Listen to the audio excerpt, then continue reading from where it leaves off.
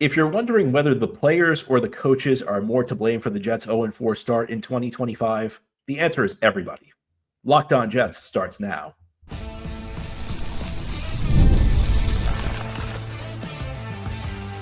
You are Locked On Jets, your daily New York Jets podcast. Part of the Locked On Podcast Network, your team every day.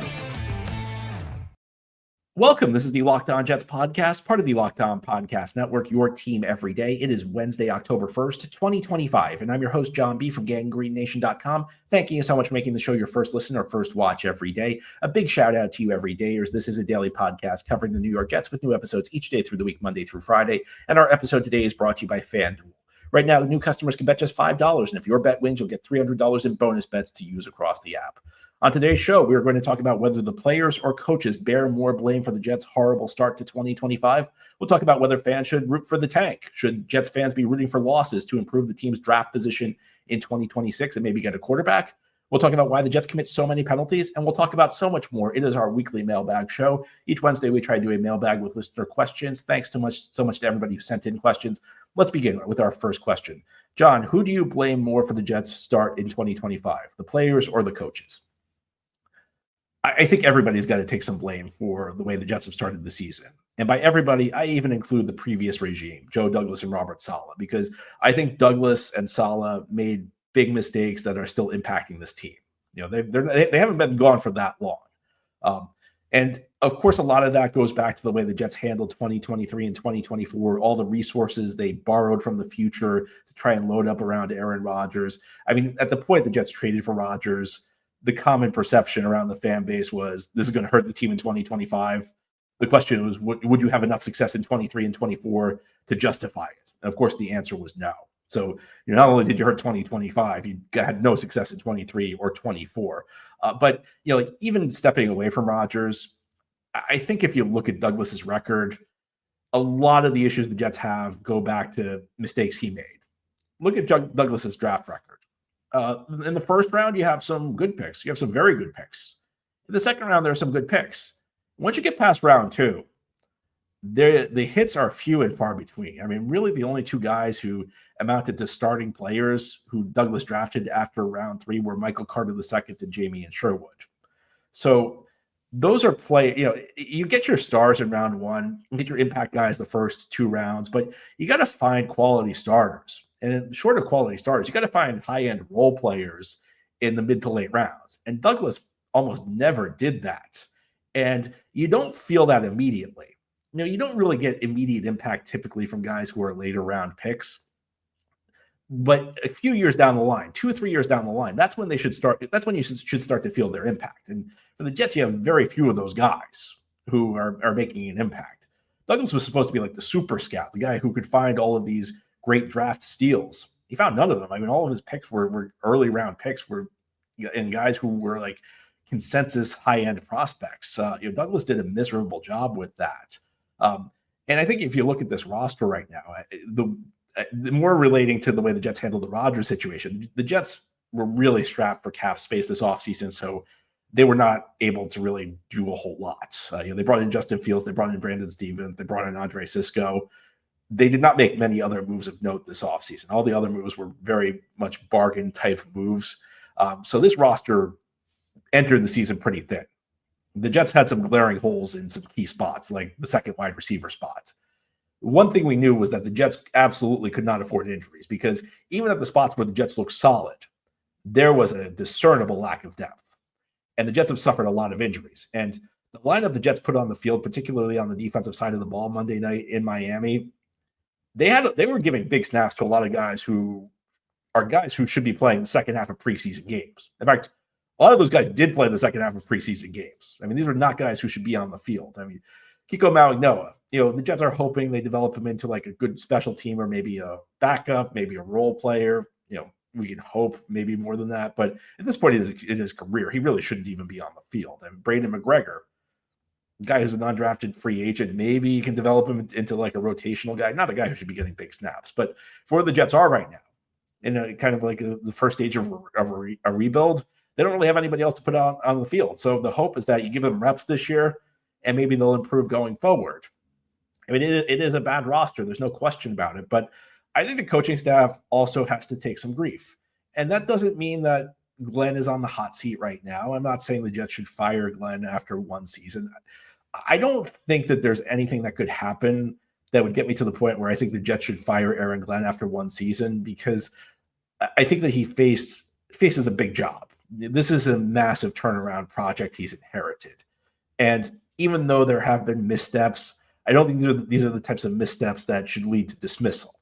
But there have been missteps. And I think on the defensive side of the ball, the Jets have a lot to figure out. And while I don't think Glenn should be on the hot seat, I already said this last week. Steve Wilks, I think, should be on the hot seat. And the question might be, you might ask, well, should Glenn, isn't it Glenn's defense? And the answer is maybe. I do have fears that maybe Glenn is responsible for what the Jets are doing on the defensive side of the ball. Maybe Wilks is just implementing Glenn's vision.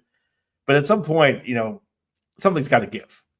And if I don't think you're going to move on from the head coach, but Wilks has done nothing to distinguish himself. And one of the things that bothers me when I watch the defense is how uncohesive it looks. On the back end of the defense, I've been seeing this since game one. In the secondary, it seems like guys are confused about their assignments, and it's leading to busted coverages. Guys aren't communicating. I mean, there was a play Monday night, one of Tyreek Hill's receptions, where it looked like Sauce Gardner thought Hill kind of ran a shallow cross. So Sauce Gardner thought he was switching with Tony Adams, and Adams didn't switch. I know, like, a lot of people will just assume Adams messed up because Gardner's a good player and Adams is a bad player, but I'm seeing these types of breakdowns over and over where guys don't really understand the rules of the secondary. Guys don't really understand situations. When do you switch? How is that communicated? You constantly have guys in the secondary running into each other because nobody's calling things out. Nobody's calling out like a pick play. And then there are situations where the Jets just aren't covering guys by design. I mean, there was an easy completion Miami had. I wrote about an article about this on gameday.com yesterday. There was an easy completion Miami had to Tyreek Hill in the first quarter where nobody was covering him. I mean, it looked like he was lined up across from Michael Carter II, then Carter kind of dropped into a safety position. So, the number one receiver isn't even being covered. There was another third down play. It was actually the play where Hill got hurt, where Jets had Malachi Moore one-on-one against Tyreek Hill. And Malachi Moore did as well as you could have expected a rookie safety to do, but you can't put a rookie safety on Tyreek Hill. That's an automatic completion every time. And again, Hill unfortunately got injured after that. I don't think the coaching staff's doing a very good job right now. And while the Jets are 0-4 in part because the talent's not there, I think that 3 of these games were winnable so far. I mean, the Pittsburgh game was a coin toss game. The Tampa Bay game, some fluky things happened. They were one stop away from winning that game. And they were, Miami's not a juggernaut. They could have beaten Miami. I mean, there were plenty of opportunities for the Jets to, get back in that game, and they never took advantage of any of them. And what's frustrating is that the Jets lack talent, but I think that the Jets could be 2-2 or maybe even 3-1 if they just played smart football. And instead of playing smart football, they're playing stupid football. I mean, those first 4 games may have been the stupidest 4-game stretch I've ever seen an NFL team play, where they just make mistake after mistake that are just inexplicable. And part of it's they're a young team, and don't think you can blame everything on coaching. But when Glenn got here, he preached, "We're going to be a smart football team. We're going to be a team that gives the opponent everything they can handle." Instead, they're just handing everything the opponent wants on a silver platter to them. And on some level, I think coaching has to be blamed for that. And Glenn's only 4 games into his career as a head coach. I'm going to give him time. I don't think he'd give up on a guy that soon, but I don't think the coaching staff's done a very good job so far. I don't think you can be 0-4, and particularly this type of 0-4. I don't think you can get off to a start like this, where you're giving games away, where nothing looks cohesive, where the defensive system looks outdated. I mean, you or I if you watch the film, you could probably figure out where the Jets are blitzing from. There's nothing going right for this football team. I don't think you can get to 0-4, particularly this type of 0-4. Unless nothing's working for you. So I put blame on everybody. Now, one caveat is I always do say it's a players' league where, talent does matter probably more than coaching. So I guess from that standpoint, maybe I'll put more on the players. But, I think nobody can escape blame from a start like this. Now, head here on the Locked On Jets podcast, we'll talk about where we go from here. It's already that time of year. It's October 1st. Fans are talking about tanking for a quarterback. It's just not a concept that ever works. I'll explain why as we continue here on this Wednesday mailbag edition of Locked On Jets. Today's episode of Locked On Jets is brought to you by Mazda. Mazda crafts cars for those who do more than simply move. Mazda delivers confidence with every ride, with more IIHS Top Safety Pick Plus awards than anyone else as of August 2025. From footwork to breathwork, athletes sweat all the details. Mazda brings this same intention to how they craft every model. You can feel the craftsmanship in every detail, from the metallic accents to available Napa leather upholstery. You can make everyday drives feel like anything but, from smooth handling to intuitive controls. With all-wheel drive standard in every crossover SUV, you can drive with confidence through almost any season.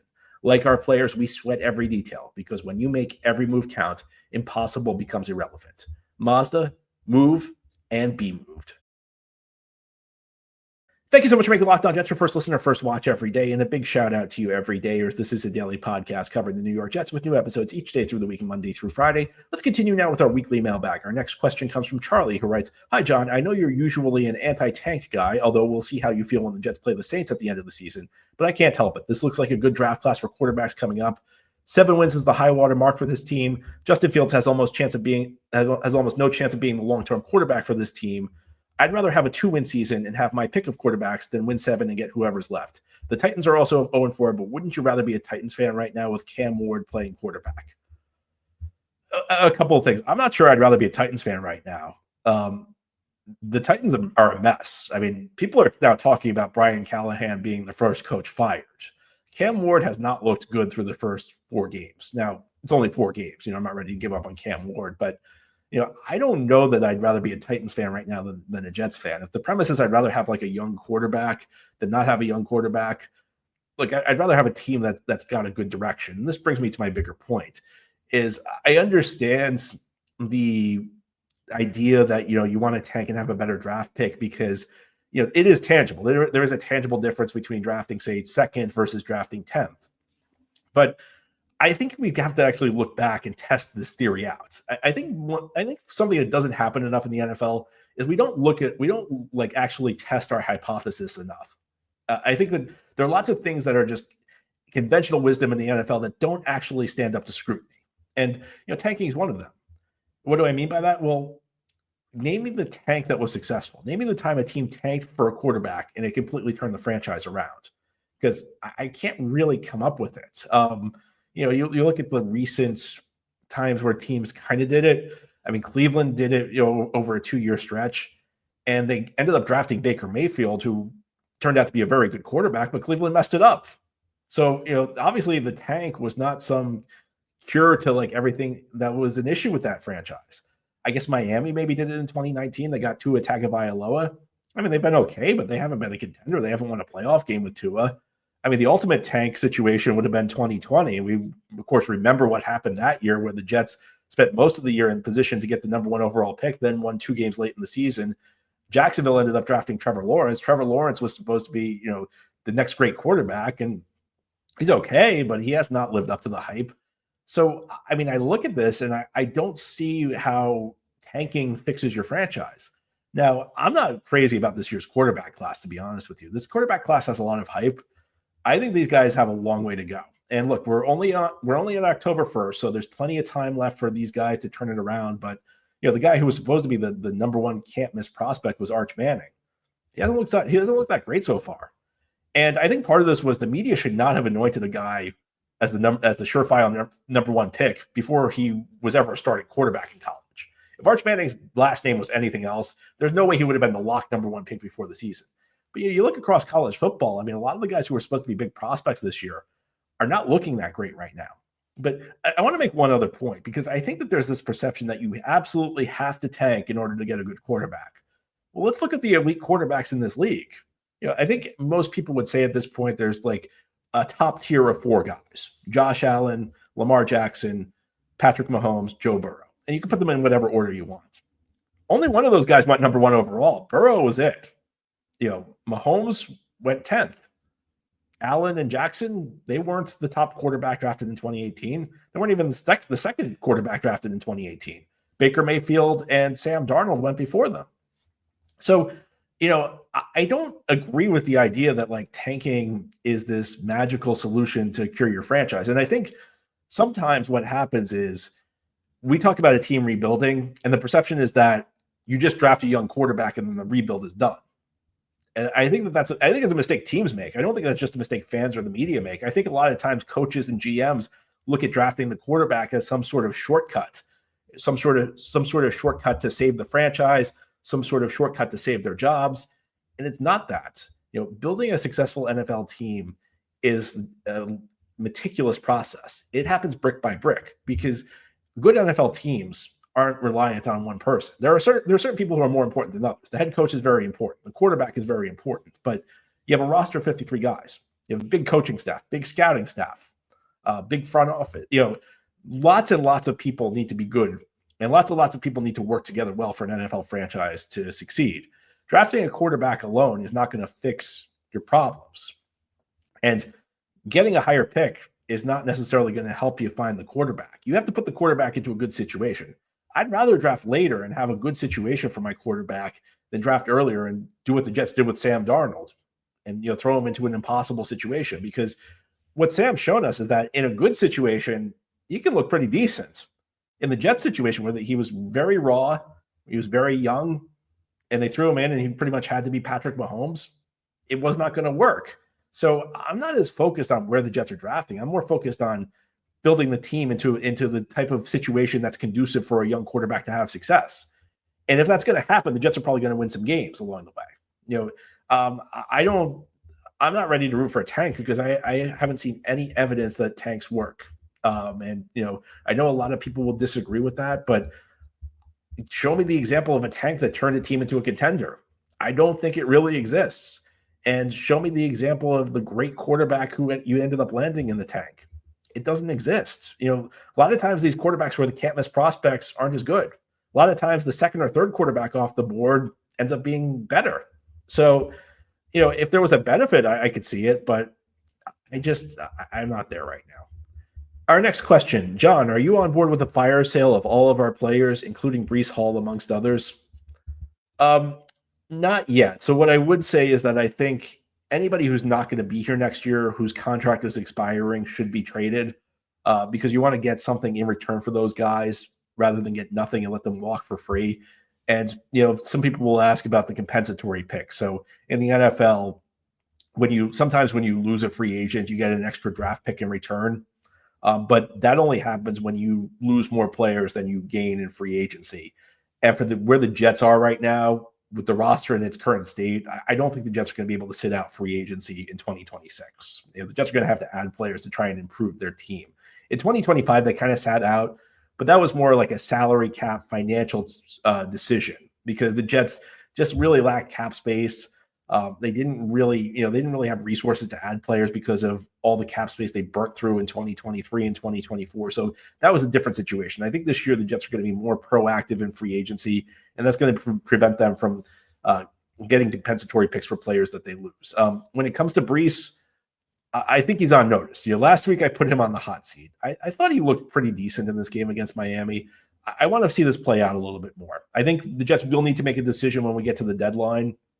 I'm still not sure whether or not I want to trade Breece or whether I want to extend him. I think the next few weeks are going to be critical for that because even at this point in his career, even, now we're into year 4, it's still difficult to say exactly what Breece Hall is as a running back. So, is he the guy you want to build around? We'll see. Another guy who could be available in a trade is Quincy Williams, but his injury complicates things. When's he going to be back? If Quincy's not coming back next year, I think he's a guy who actually could get the Jets a pick, maybe not a high pick, but he could probably get the Jets something in return in a trade for some linebacker needy team. But other than that, there really aren't a lot of great players who are hitting expiring contracts. This is a roster that has some decent pieces, but is pretty thin. So I don't know that there's going to be a lot the Jets are going to be able to trade at the deadline. A year ago, the Jets should have been very active sellers at the deadline because the Jets had some big names there. Whatever reason, they only traded Mike Williams. I think they were still trying to hold out hope for some miracle run last year. Jets could have gotten at least some day 3 picks for some if they had traded some of their pieces a year ago. I don't think they have as many pieces to trade this year, though. If you're on the Locked On Jets podcast, we'll talk about an issue that's been plaguing the Jets: penalties. Why are the Jets committing so many penalties? Well, the answer in part is a lack of discipline. But there's another issue that's a little bit more obvious, but it still flies under the radar. We'll talk about what that is as we continue here on this Wednesday mailbag edition of Locked On Jets. Today's episode of Locked On Jets is brought to you by FanDuel. The NFL season has arrived, and FanDuel is making sure you're ready for kickoff with a can't-miss offer. Right now, new customers can bet just $5, and if your bet wins, you'll get $300 in bonus bets to use across the app. FanDuel fits however you like to bet. Player props, building a same-game parlay, or even jumping in live as the action unfolds. It makes every game more exciting, whether you're watching the Jets or just keeping an eye out for your fantasy lineup. It's quick, easy, and the best way to add a little bit more energy to Sundays. Jets, of course, hosting the Dallas Cowboys this week at MetLife Stadium. The Jets are 2.5-point underdogs on FanDuel right now. I think it speaks volumes that the Jets are home underdogs to a team like Dallas. If you want to get in on the action, FanDuel is the place to do it. So are you ready to play? Download the FanDuel app now by visiting FanDuel.com to get started. That's FanDuel.com to place your first $5 bet. This is the Locked On Jets podcast. Here on this Wednesday, we are doing our weekly mailbag show. Our next question comes from Taylor, who writes, "Hey, John, I'm curious what's up with the penalties. Why do the Jets often feel like one of the most penalized teams in the NFL every year, regardless of who's the head coach? Do you think there's a larger element of the team's culture that contributes to it?" I think there are a couple of things here. Number one, this year, the Jets have just committed so many dumb penalties. I mean, I usually try and stay away from superlatives like this because I think sometimes we overestimate how historic what's happening in front of us is. We want to believe like we're part of something we've never seen before, but I don't think I've ever watched an NFL team play dumber in a 4-game stretch than I've watched the 2025 Jets through the first 4 weeks of the season. The amount of dumb penalties they commit is just unbelievable. And that's on top of like the dumb plays like, fair catching a punt on the 3-yard line or any number of things you've seen in the first 4 weeks. This is just a team that's playing the game in an unbelievably dumb way. That's number one. And I think some of that goes to coaching. Again, part of it's like Aaron Glenn came in and promised that we're going to clean all this stuff up. Well, you know what? You promised you'd clean it up, and it's gotten worse than it was under Robert Saleh and Jeff Ulbrich. So I think on some level that's on you. But I do think that there's one issue that we kind of like overlook. And that's just how untalented the Jets rosters have been through the years. Because yes, the Jets typically are among the league leaders in penalties committed. The thing is, guys who are less talented commit penalties more. It actually makes a lot of sense when you think about it. Because if you're a corner who has struggle staying with a receiver, you're going to get beat. And when you get beat, that's when you hold. That's when you commit pass interference, when the guy gets behind you. If you're in good coverage, you're usually not going to commit a penalty. You want to talk about false starts. If I'm a less talented tackle going up against an edge rusher who intimidates me, I'm more likely to commit a false start because I'm currently going to cheat to get out of my stance a little early to get a head start on the guy. So I do think part of this is just like a talent issue with the Jets, where some of the penalties are just the result of guys not being as good. Because if you're not as good, you're going to be in more of a position to commit penalties. If you can handle the guy across from you one-on-one, then you're not going to be tempted to commit penalties. You're not going to be in a position to commit penalties. But what frustrates me are not those. I can live with the penalties where the guy's just not as talented. The problem with the Jets is there's just so many lazy penalties, so many penalties that just make no sense to make no sense, just sloppy, whether it's just a lack of discipline, whether it's guy losing his composure, committing a personal foul. Those are the penalties that really bother me. And those are penalties that I kind of put on the coaching staff because at some points, it's got to be on the coaching staff when it's system-wide. If one guy keeps committing dumb penalties, then I blame that guy. But if it's happening across the roster, to me, that's an issue that speaks to the coaching staff not doing a very good job. So it's something that I'd like to see improve over the course of the season. Now, one of the things, and some of you may say I'm going too easy on the Jets, but I think one of the things that's nice about a season like this is it can start turning around at any point. We're not focused on the playoffs. We're not focused on the Super Bowl this year. We're focused on improvement. So if the Jets start playing better this week, even if the record isn't that great at the end of the season, there's still ways where we can feel good about this team. We want to see this team end the season on an upward trajectory. And hopefully that begins this week. But at any point, the Jets can start turning this around with such a young roster. And if you start to feel progress, you start to see those penalties disappear, we can start to have some good feelings about this team heading into 2026. But certainly those penalties need to start disappearing. Next question, John. Engstrand shows flashes, but still refuses to put players in their best position to succeed. Why is Brees not getting 20 carries a game? Why is he not being used more in the passing game? Why is Fields not getting bootlegs and waggles so he can be on the move and only has to read half the field? He's not a pocket passer. Why are we not manufacturing more touches for Garrett Wilson, end arounds, bubble screens, and such? Why on earth was our 240-pound bruiser used to return a kickoff, which led to an injury, further depleting our minimal group of skill players on offense? okay, maybe that wasn't his call, but I still want to complain about it. Maybe Brees is gone at the end of the year and maybe Fields is not the guy, but it feels like we should be exhausting every opportunity to maximize them in order to be sure before we move on. We're not doing that. So some complaints about Engstrand. And I expect we're going to see those things more and more as we get into the season, but I can't complain about the way the offense has played. I think 2 of the 3 games with Fields in there, the offense has looked pretty good. And I know some people took issue with me saying that on yesterday's show, that I thought the offense looked good against Miami. I thought the offense moved the ball fine. The issue with the offense was they kept committing dumb penalties, or they make a huge mistake at the most inopportune time. If Braylon Allen doesn't fumble the ball going in for a touchdown, that could be a very different game. If the Jets don't commit penalties that stall drives, it could be a different game. And I know they committed them. I know they committed them, but those are the types of things that I don't know I put on the coaching staff. I think that the Jets showed signs of life on offense, and I would compare the offense with the defense. On the offense, you saw some things where, if the Jets can clean up the dumb mistakes, things are going to turn around for them, because the Jets showed good things on offense. The offensive line played well. The run game worked. Fields had moments. Garrett Wilson looked phenomenal. Mason Taylor started to step up. There are some real things you can take from that game and build on the offensive side of the ball. I don't think you can build on anything the Jets have done on defense in the Miami game or in the 3 games that preceded it. I don't even think the defense has played well for a stretch this year. I don't think there's been a quarter of the Jets defense have played well in the first 4 games. I don't think there's a half the Jets defense has played well in the first 4 games. There have been a lot of stretches where the offense has looked pretty good.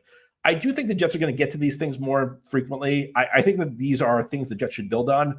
I think everything you mentioned, those are things the Jets should certainly look to get more out of. Getting Fields on the move, getting those half-field reads. Get more manufactured touches for Garrett Wilson. I think the Jets will get to them.